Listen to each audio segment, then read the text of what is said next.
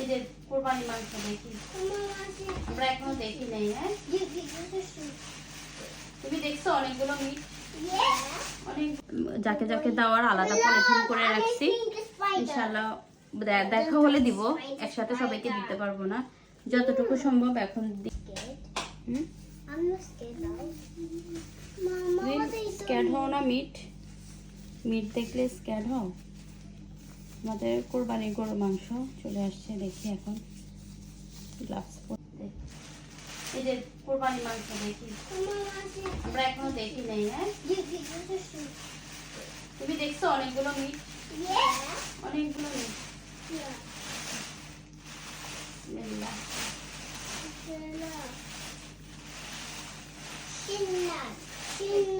এখানে কোরবানির মাংস ঈদের পরের দিন দেয়, গতকালকে, আজকে সকালে দিচ্ছিল, সকালবেলা নিয়ে আসছি। এখন প্যাকেট করবো। হ্যাঁ,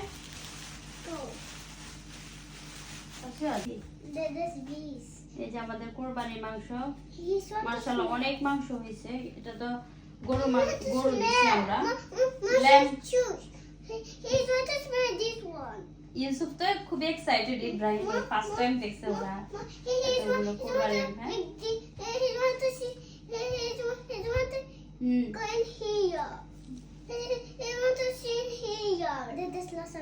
হ্যাঁ,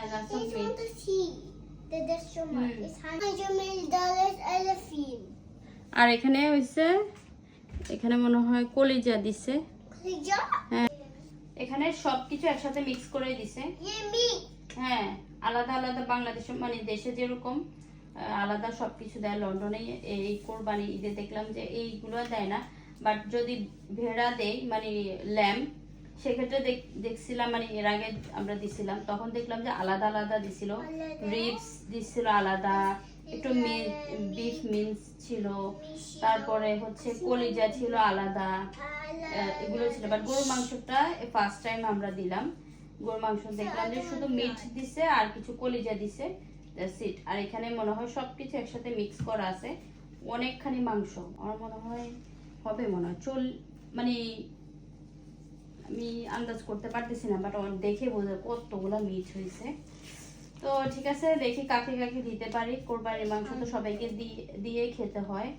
আমাদের যেহেতু এখানে অত আত্মীয় স্বজন মানে কেউ নাই, আশেপাশে যারা আছে তাদেরকে দিয়ে ইয়ে করব। আর মাংস খুবই ফ্রেশ, কোরবানির মাংস আসলে অনেক ফ্রেশ থাকে, এটা তো সবাই জানে। এটা খুবই মজা হয়। বা তোমরা